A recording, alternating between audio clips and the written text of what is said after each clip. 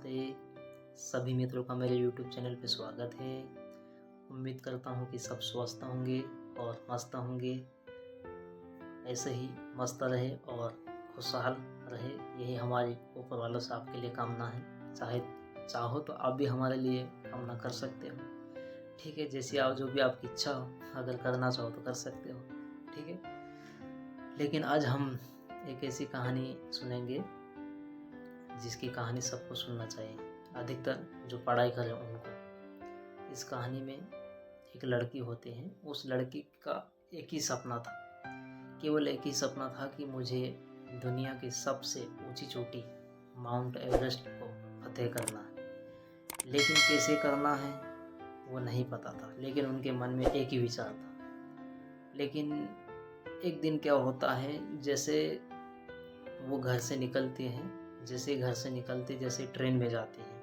Train में जैसे ही train में जाते हैं तो कुछ गुंडे आ जाते हैं। तो जैसे लड़की के गले में एक चेन चांदी की दिखाई देती है, उस लड़की के गले में चेन दिखाई देती है। उस चेन को खींचने के चक्कर में वहाँ के कुछ गुंडे लोग, जो चोर लोग थे, उस लड़की को वहाँ से नीचे फेंक देते हैं। जैसे ही उस लड़की को वहाँ से नीचे फेंक देते हैं तो उसका पाँव एक ट्रेन के नीचे आके कट जाता है। उसके बाद वो कुछ लोग वहाँ से उस लड़के को उठाकर हॉस्पिटल में लाते हैं। हॉस्पिटल में लाने के बाद कुछ समय इलाज चलता है। कुछ समय बाद इलाज चलने के बाद उसका एक नकली पैर, यानी कि कृत्रिम पैर बोलते हैं, वो पैर लगाया जाता है। लेकिन उस लड़की के मन में बस एक ही विचार मन में आता रहा कि मुझे किसी भी हालत में मेरा जो सपना है उसे पूरा करना है। लेकिन उसको ये नहीं पता कि करना कैसे। लेकिन उसके मन में इतना ही ख्याल जरूर आ रहा था कि तो उसके मन में इतना जरूर मन ही मन में लग रहा था कि मैं भले कैसे भी, लेकिन मुझे फतेह तो जरूर करना। तो कुछ लोगों को कहती है कि यार मेरा पाँव तो ठीक नहीं है, लेकिन मुझे माउंट एवरेस्ट चढ़ना है, क्या मैं चढ़ पाऊंगी? मतलब चढ़ना तो है उस, लेकिन वो जानना चाहते हैं कि लोग उसको क्या कहें। लेकिन लोग उसको कहने लग जाते हैं कि लड़की तो पागल है क्या, एक तो तेरे पाँव टूट चुका है, कट चुका है, और ऊपर से तो बोल रही कि माउंट एवरेस्ट चढ़ने के वहाँ तो अच्छे लोग भी नहीं चढ़ पाते, जिनके दोनों पाँव स्वस्थ रहते, दोनों पाँव अच्छे रहते। तुम्हारा तो पाँव एक टूट चुका है, तो कैसे चढ़ेगी? लेकिन लड़की मन ही मन हंसती है और कहती है अपने दिल में और अपने मन में एक ही बात कहती है कि दुनिया को क्या पता है कि मेरे मन में क्या है। लेकिन जैसे ही वो लड़की मन ही मन हंसती रहती, लेकिन कुछ समय बाद वहाँ से डिस्चार्ज हो जाती है हॉस्पिटल से। कुछ समय बाद वो घर चले जाते हैं। घर जाने के बाद वो खुद ही मन में सोचती रहती कि बस अब मुझे ज़्यादा समय नहीं लगाना है, मुझे यहाँ से घर से निकलना है। वो किसी की बात नहीं सुनती है, वो घर से निकल जाते हैं। घर से जैसे निकल जाते हैं, उन्हें घर से निकल के जाती हैं, और उसके सहेलियाँ कुछ जो सहेलियाँ भी हो जो उसके साथ में चढ़ना चाहती थी, उन कुछ सहेलियाँ हैं, उनको उसके साथ लेके जाती हैं। जैसे ही सब साथ में जाते हैं, साथ में जाने के बाद माउंट एवरेस्ट के पास पहुँच जाते हैं। लेकिन उन सहेलियों को भी विश्वास नहीं हो रहा था कि ये लड़की पागल हो चुकी है, इसका इतना पाँव टूट चुका है, फिर भी ये समझ नहीं रही, इसका कैसा दिमाग होगा। लड़कियां देख के चौंक रही थी, लेकिन लड़की बोल रही थी आप टेंशन ना करिए, मैं आ रही हूँ।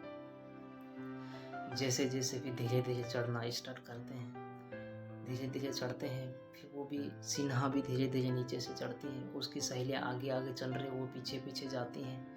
लेकिन कुछ समय चढ़ने के बाद उस लड़की के पैरों में, जो पैर कटा हुआ था, उस पैर से खून आने लग जाता है। तो उसकी सहेलियों के द्वारा देखा जाने के बाद सहेलियां जैसे ही देखती है कि यार अपनी सहेली सिन्हा को तो खून आ रहा है, अरे लड़की तू पागल हो गई, तेरे पाँव से खून आ रहा है और तू ऊपर चढ़ रही, तेरे को दिमाग है कि नहीं?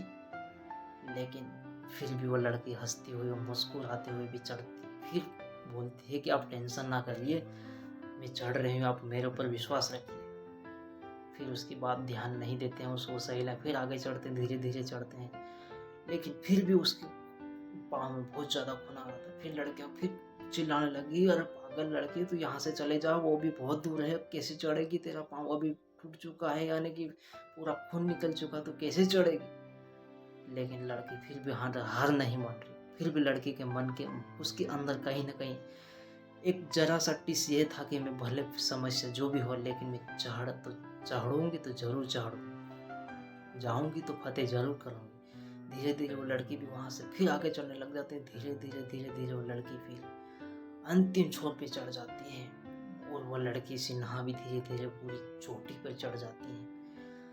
जैसे ही चोटी पे चढ़ के वहां पे भारत का तिरंगा 2 हाथ से वहां पे सबसे ऊपर लहरा देती है और कहती है, मेरा जुनून यही था और मेरा जज्बा यहीं तक था, मेरी ताकत यहीं तक थी, मेरी सफलता यहीं तक थी, और मैं लोगों को दिखाना चाहती थी कि अगर लोग चाहे तो कुछ भी कर सकते हैं। भले उसकी समस्या कैसी भी हो, उसकी परेशानी कैसी भी हो, उसके साथ तकलीफ कैसी भी हो, लेकिन मन के अंदर अगर चाहने की टीस हो ना, तो कैसे भी सतह फतेह कर सकते हैं। बस मेरा वही उद्देश्य था और मेरा उद्देश्य आज पूरा हो चुका है।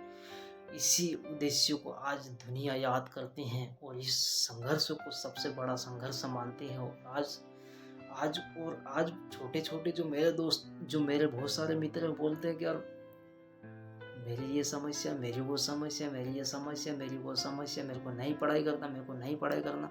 मैं बहुत सारे एग्ज़ाम दे चुका हूँ और मुझे पास नहीं हो पा रहा, मेरे नंबर नहीं आ रहे, अब मुझे पढ़ाई नहीं होगी क्योंकि मेरा पढ़ने में मन नहीं लगता। तो उन लोगों के लिए कहानी है और ज़रूर इस कहानी को सुनना चाहिए। भले मैंने कुछ इस कहानी में थोड़ा कुछ जैसा भी बोला होगा, लेकिन आप समझने की कोशिश करें, ठीक है। और यही इस कहानी को समाप्त करते हैं। और इस कहानी को अगर आपको अच्छी लगे तो ये कहानी और भी अपने दोस्तों में शेयर करें, ताकि हर किसी का मनोबल नहीं टूटे और हर किसी के माँ बाप का सपना साकार हो सके। ठीक है, धन्यवाद। जय हिंद, जय भारत।